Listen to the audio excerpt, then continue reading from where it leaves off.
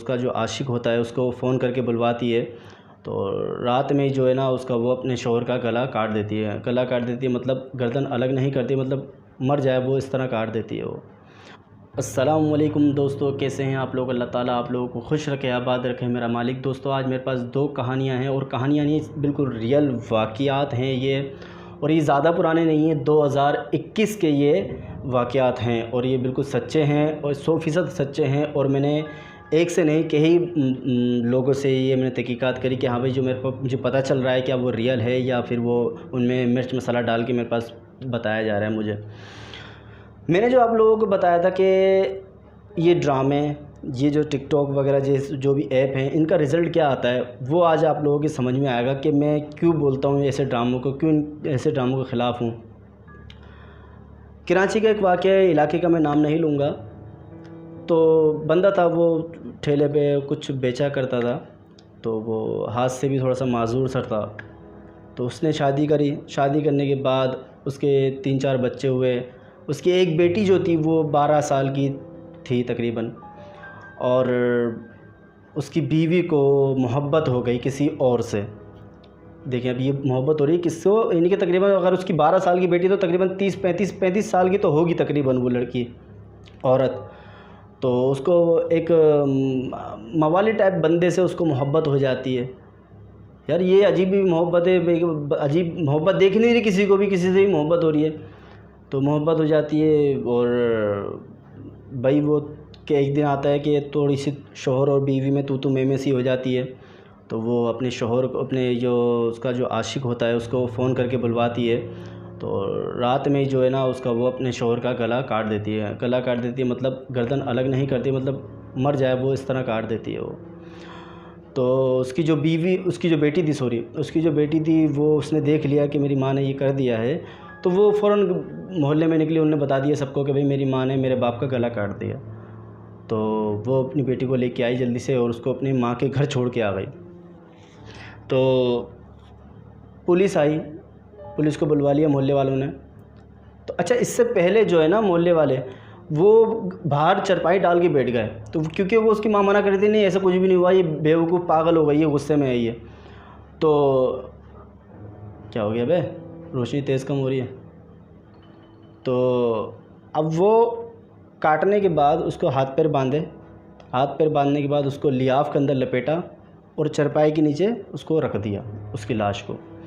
और उन्हें सुर्खी पाउडर लगाए, तैयार हुई और अपने जो महबूब था उसके साथ घूमने चली गई। तो पुलिस आई, पुलिस ने पकड़ लिया उसको। पुलिस ने आके तहकीकात करी घर के अंदर, लाश नहीं मिल के दे रही, लाश गई कहाँ। मोहल्ले वाले कह रहे हैं कि भाई हम तो बाहर ही बैठे हुए हैं, निकलेंगे तो बाहर से निकलेंगे, गए कहाँ। तो पुलिस ने जब तहकीकात करी तो चरपाई के नीचे से लाश उसकी बरामद हुई। उसको निकाला, उसको देखा, फिर उसकी जो भी चीज़ें थी उन्होंने पुलिस ने करी, और मुजरिम तो उन्होंने पकड़ ही लिया था औरत को। फिर अब देखें कि औरत की ज़िंदगी ख़राब हुई, उस लड़के की ज़िंदगी ख़राब हुई जो नशई जो था, और उसके शौहर को तो उन्होंने मार ही दिया। और सबसे ज़्यादा जो ज़िंदगियाँ ख़राब हुई हैं वो उसके बच्चों की हुई हैं।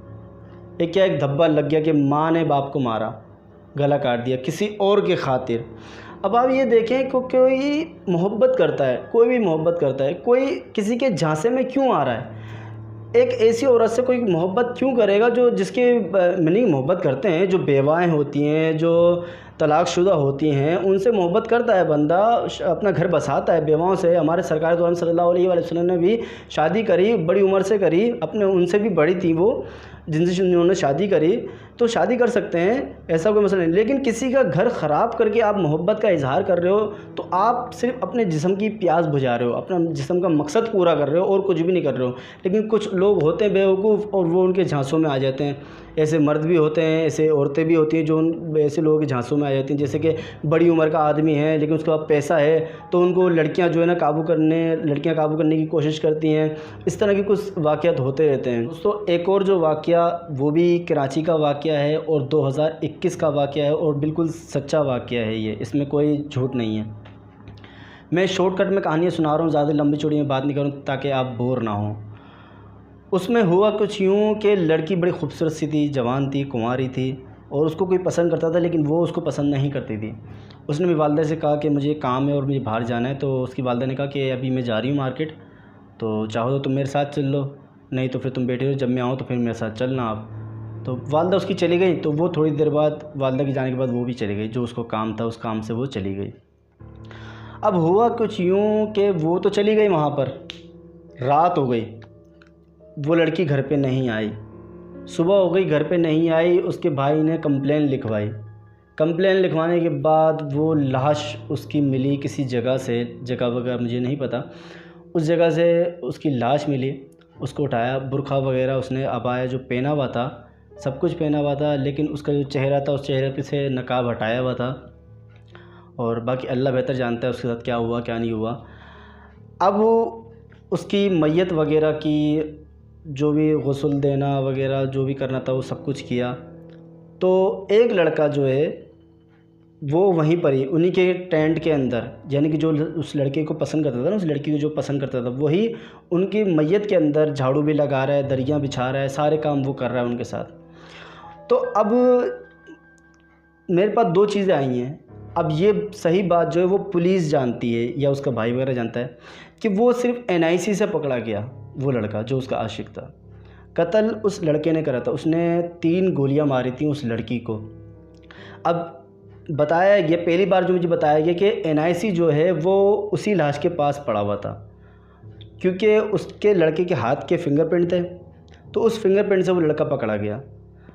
और दूसरी भी जो ये चीज़ बताई गई है कि नहीं, NIC लड़के के पास ही था। उसने जेब में से कुछ सामान जब निकाला था, किसी मतलब मोबाइल बंदा निकाला होता है या पर्स निकाला होता है, उसके साथ भी कोई चीज़ आ जाती है, तो उसी तरह वो लड़की का NIC भी आ गया था, तो उस चीज़ से पकड़ा गया था। लेकिन खैर दोनों सूरतों में पकड़ा तो गया वो, लेकिन उसके बाद उसको सज़ा वगैरह हुई। लेकिन क्या हुआ, किसी की जिगर का टुकड़ा आपने छीन लिया, उसको गोलियां मार दी।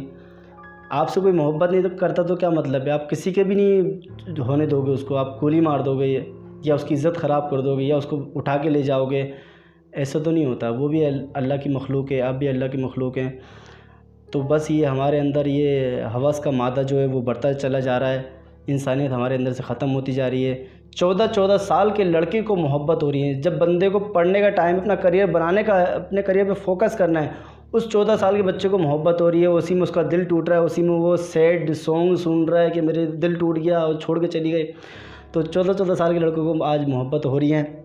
और हम तो भाई जब 14 साल के, तो हमारे तो पिछवाड़े पे लात पड़ती थी, चलो उठो स्कूल जाओ, ये काम करो या काम करने के लिए जाओ, सारे हम तो भाई ज़िम्मेदारी से काम करते थे। लेकिन आजकल के दौर में जिस तरह की ये ऐप ड्रामे वगैरह हैं हमारे सरों पर, केबल सीढ़ियाँ और टिकटॉक फलानी ये वो अगरम शकरम पता नहीं क्या क्या हमारे सरों पे मुसल्लत कर दिया है। तो वो हमारे जहनों में भी वो खबासत भरी हुई है, और हम जो गुज़र रही होती है लड़की, हम उसको भी गलत नज़र से देख रहे होते हैं। हम सोचते ही नहीं कि यार हो सकता है हमारी बहनों को कोई गलत नज़र से देख रहा होगा, हमारी माँ बहनों को भी गलत नज़र से देख रहा होगा, लेकिन हमें कोई इस चीज़ की कोई परवाह ही नहीं है।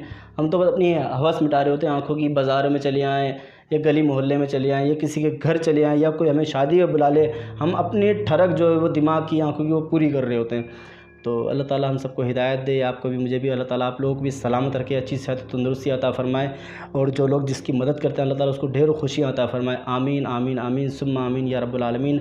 अपना ख्याल रखें, अपने बच्चों का भी ख्याल रखें, उनके मुस्तकबिल का भी ख्याल रखें। अल्लाह हाफ़िज़।